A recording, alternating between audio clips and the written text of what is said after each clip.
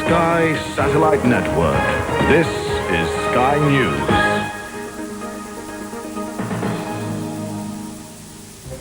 Stop kidding yourselves, Heath warns Tories to face their problems. Search for missing trio, Irish police arrest a man. And getting out, thousands flee civil war in Yemen. This is News at 12 with Stephanie Callister. Former Prime Minister Sir Edward Heath has told Tory MPs to stop attacking John Major, but says party leaders should end the blunders and shake up their policies. Sir Edward warned that a cabinet reshuffle wouldn't solve the fundamental problems facing the party. He called on John Major to get the right people in the right jobs and then concentrate on the Euro elections. The former Tory leader says the problems with the government are so fundamental, the cabinet needs a complete shakeout, not just a rearrangement of faces around the table. What he's got to do is, having reviewed the policies and the mistakes, get the right people in the right places. The problems are that fundamental, are they? They are. Yes, I don't think anybody denies that. And I asked my party to stop kidding itself that all was going to be well anyhow, and realise what has upset people and why they've lost so much support. His words come as Home Secretary Michael Howard issued a plea for unity in the party ahead of the Euro elections on June 9th. But Sir Edward says Tory candidates in the campaign should argue independently. What the candidates will have to do is fight their own corner for what they want in Europe. And later, speaking to a rally for European democracy, Sir Edward touched on that Tory no-go area, the single currency. We ought to move to a single currency as soon as we possibly can. With Tory maverick John Carlyle in the wings threatening a challenge on Mr Major's job, the run-up to the Euro elections looks set to be a bumpy ride for the Conservatives, still smarting from their drubbing in the local elections. Richard Bestick, Sky News. Police in the Irish Republic have arrested a man and freed an 18-year-old girl during a wide-ranging search for 3 missing people. The armed man was arrested in County Clare, where a woman, her son and a local priest have been missing for a week. Cars belonging to Father Joseph Walsh and Imelda Riney were found burned out after their disappearance. Alarm bells rang when Irish police found the burned-out wreck of a car belonging to Father Joseph Walsh on the shore of Lough Derg. The priest from Aircourt in County Galway has been missing for 4 days. Just a few miles away is the County Clare home of Imelda Riney and her 3-year-old son Liam, who vanished earlier in the week. Their car was also found burned out. Police, suspecting a link, named a 20-year-old man they wanted to question. The calls flooded in. He was arrested in Woodford a few hours ago after abducting an 18-year-old girl at gunpoint earlier this morning. He took her from the house anyhow, that we do know, and he took the car. And I think she drove the car. He went to this area of Woodford, and he abandoned the car there and went into some wooded area there. So did he actually give himself up, or was he arrested? No, he was surrounded. We were coming in on him from all sides, so... And was the girl still in the woods at that point? She was with him, I believe, at the point. They were on a roadway, I believe, when he was actually arrested. But she's safe? Yeah, they were both taken, but she's okay. The man is now being questioned to see whether he can shed any light on the fates of the 3 people still missing. Linda Duffin, Sky News. A 22-year-old man has been charged with the murder of former soldier Malcolm Albrighton, who died after tackling suspected housebreakers. Mr. Albrighton suffered a fractured skull after chasing 2 men he saw fleeing a house at Atherstone in Warwickshire. He died in hospital 24 hours later. Carl Holland from Nuneaton is accused of killing 48-year-old Mr. Albrighton. Holland and 2 other people already face charges of burglary. South Wales detectives hunting the killer of a taxi boss and a woman cabbie have released a man they were questioning. Christine Rees and Jerry Stevens were found lying in a pool of blood at the offices of Western Taxis near Newport. Police have been told the couple were having an affair. A hotline for information has been set up on 0633 601379.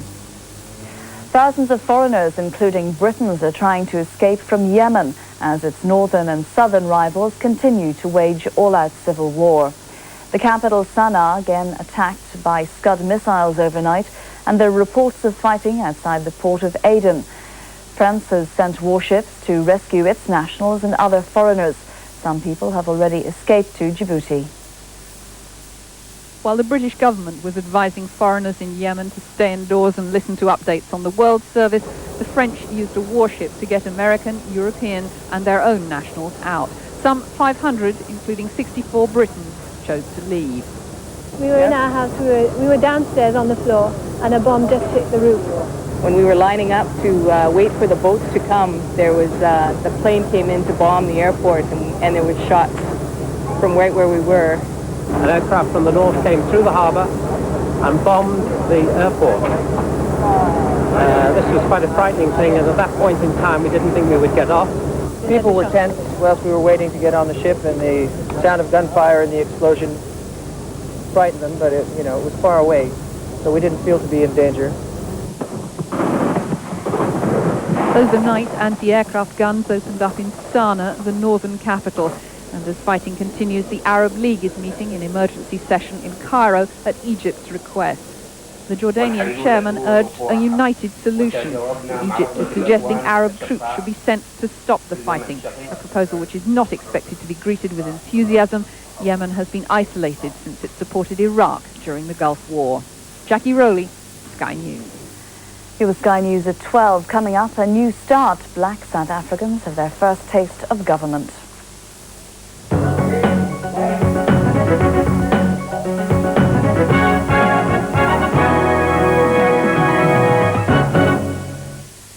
Just to recap on one of our top stories, police in the Irish Republic have arrested a man, freed an 18-year-old girl during a wide-ranging search for 3 missing people.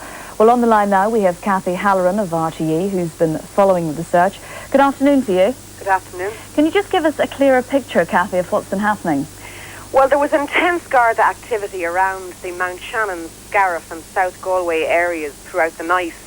Then this morning there was a reported sighting at first light of the man they were looking for, Brendan O'Donnell, who's known locally in the area. Then he hijacked a car in the village of Whitegate, took a girl forcibly from her home in her nightclothes, she was barefoot, drove that red Peugeot car into a wood about 2 miles outside the Whitegate area, and then that car was abandoned. Now, meanwhile, Gardaí were pursuing from 2 angles. They were coming from the Galway end and coming northwards from the County Clare end.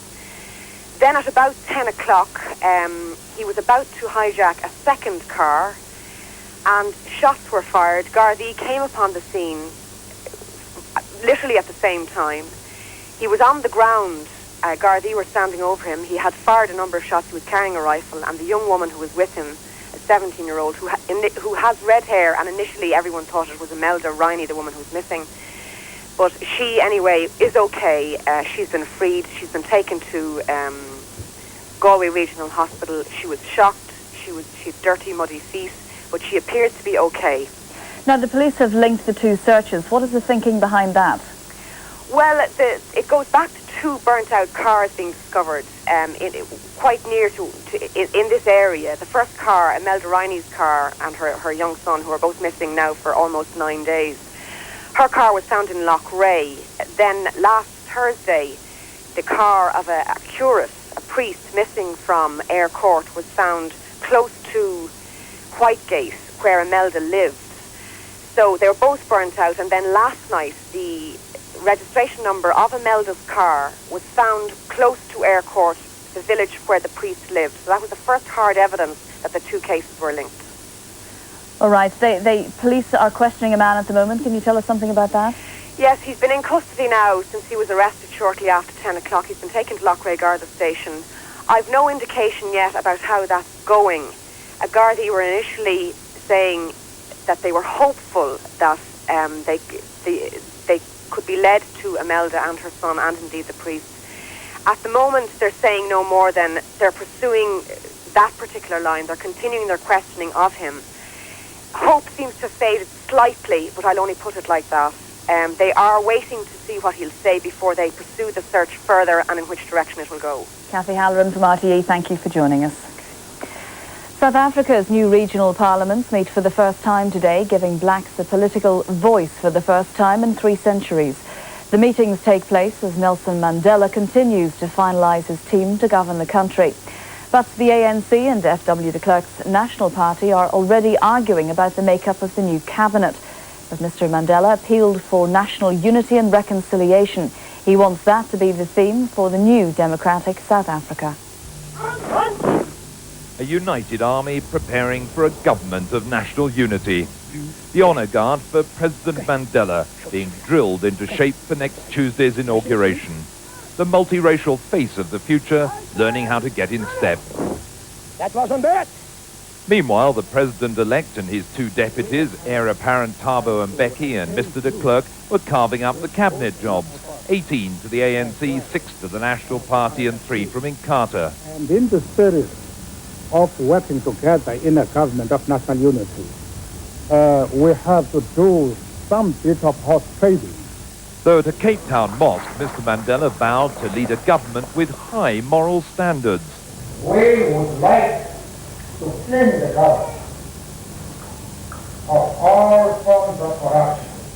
But there were still some doubts about the fairness of the election result. We have no alternative to accepting this election. The outcome is not only clear, but it's absolutely necessary. The alternative is not a good election. The alternative is a civil war. The success of Chief Buthelez's Inkatha Freedom Party in winning control of KwaZulu-Natal province will reduce the prospect of more political violence. The Inkatha leader accepted the result and called for an end to conflict. Jeremy Thompson, Sky News, Johannesburg. John Bobbitt, whose penis was cut off by his wife last year, has been arrested for beating up his girlfriend. Bobbitt became known worldwide after a court case in which his estranged wife said she'd mutilated him after years of being beaten.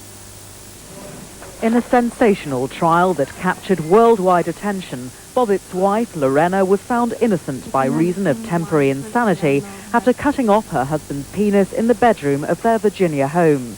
Surgeons were able to reattach it. Lorena's defense was that she acted on what she called an irresistible impulse after he'd raped her. The court heard she'd suffered 4 years of beatings, sexual assaults, and verbal abuse from the ex-Marine. Did you ever forcibly have sex with your wife? No, I didn't. I never forced my wife to have sex, ever. Bobbitt, who repeatedly denied abusing his wife, was acquitted last year of charges that he sexually assaulted her. The two are now separated and their divorce is pending. The case inspired raging debates over which of the Bobbitts was the true victim. Bobbitt's 21-year-old fiancé now claims he grabbed and shoved her into a wall after a disagreement at her apartment. A police report says she suffered at least 2 bruises.